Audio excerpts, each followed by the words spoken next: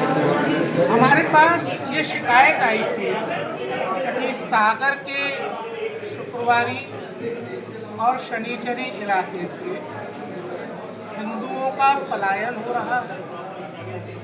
यहाँ पे इस तरीके की परिस्थितियाँ निर्मित की जा रही हैं कि हिंदू अपनी सभ्यतागत सांस्कृतिक पहचान को बनाए रखते हुए अपनी सामाजिक और धार्मिक मान्यताओं का पालन नहीं कर पा रहे हैं। हमने इस मामले में जिला प्रशासन को नोटिस जारी किया था, हमें यथेष्ट जवाब नहीं मिला। तब हमने सम्मन भी जारी किया था। सम्मन जारी करने के बावजूद अधिकारी उपस्थित नहीं हुए। हालांकि उन्होंने हमको एक जवाब भेजा है जो संतुष्टिप्रद प्रतीत नहीं होता। इसलिए आज मैं स्वयं दिल्ली से चलकर यहाँ के उन हिंदू परिवारों के बीच बात करने आया था कि किस प्रकार आप लोगों को पलायन के लिए मजबूर होना पड़ा। यहाँ आकर सबसे चौंकाने वाली बात जो मुझे पता चली वो यह है कि पूरी जांच के दौरान जो जिला प्रशासन ने की, यहाँ के हिंदुओं से बात भी नहीं की गई है। और ये पहली बार हुआ है कि सरकार के कोई अधिकारी यहाँ पे हिंदुओं से इस तरीके से बात कर रहे हैं और उनकी तकलीफ जानने की कोशिश कर रहे हैं। ये स्थापित तथ्य है कि भारत के संविधान की दृष्टि में सभी नागरिक बराबर हैं और ये बात सबको समझ लेनी चाहिए कि हिंदुओं के मानव अधिकार होते हैं और हिंदुओं के भी मानव अधिकार के संरक्षण के लिए आयोग, निकाय और संस्था काम करते हैं।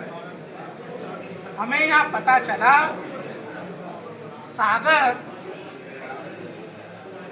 एक ऐसे अल्पसंख्यक धर्म को मानने वाले लोगों का घर भी है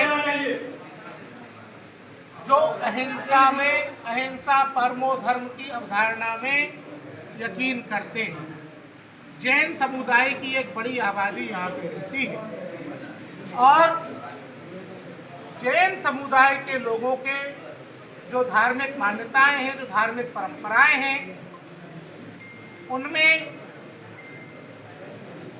यदि उनके आवागमन के रास्ते पर मांस, मछली, मीट, मटन के टुकड़े फेंके जाएं या स्लॉटर के बाद के अवशेष उनके घरों के बाहर फेंके जाएं, अंडे के छिलके उनके घरों के बाहर फेंके जाएं, तो वे अपनी धार्मिक मान्यता का पालन नहीं कर पाते हैं। हमको ये पता चला कि इस पूरे इलाके में मुस्लिम समुदाय के कतिपय लोगों द्वारा अवैध रूप से मटन की दुकानें खोलने का और पशुओं को हलाल करने का काम किया जा रहा है। हमने मौके पर नगर निगम से जानकारी मांगी। नगर निगम के अधिकारी के पास ये जानकारी उपलब्ध नहीं है कि कितनी मटन की दुकानें यहाँ पे लाइसेंस शुदा हैं। उन्होंने जब जानकारी पता करके बताई तो ये पता चला कि शुक्रवारी और शनिचरी इलाके में एक भी मीट शॉप को लाइसेंस नहीं है। बिना लाइसेंस की मांस की दुकानें चलाना लोगों के जीवन के स्वास्थ्य के साथ खिलवाड़ है। ये मानव अधिकारों का उल्लंघन है।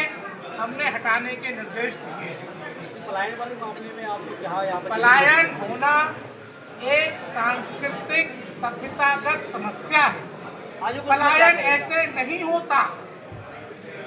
पलायन हमेशा ऐसे नहीं होता कि चाकू की नोक पे घर से निकाला जाए।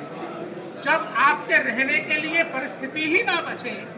अब आप सोचिए जरा, एक जैन धर्मावलंबी, एक हिंदू धर्मावलंबी यदि मंदिर जाने के लिए निकला है, उसकी धार्मिक मान्यता है कि वो मांस का कटा हुआ टुकड़ा छूने से अशुद्ध हो जाएगा, मंदिर नहीं जा पाएगा। जानबूझ के टारगेट करके उसके घर पे जैन संतों का, जैन मुनियों का विहार नहीं हो पाएगा।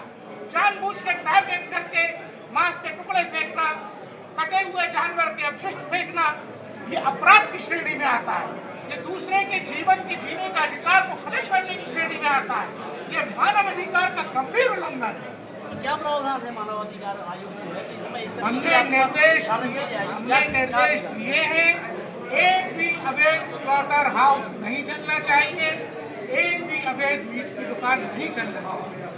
यहाँ रेसिडेंशियल इलाके में कमर्शियल गतिविधियों के समाचार मिले, यहाँ शिकायत मिली है हमको कि रेस्टोरेंट चलाए जा रहे हैं जहाँ शोहदागिर्दी होती है, गुंडे इकट्ठे होते हैं, लड़कियों को छेड़ते हैं, रात को 2-2 बजे तक हंगामा करते हैं।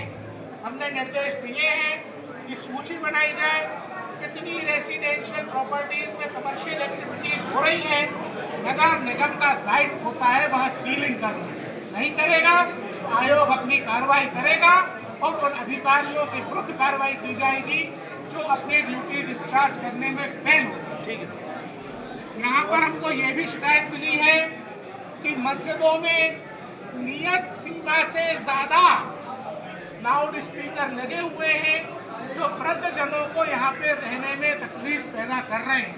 हमने निर्देश दिए हैं कि नियत सीमा से ज़्यादा जो लाउड स्पीकर मस्जिदों पे हैं उनको तत्काल उतरवा लिया जाए।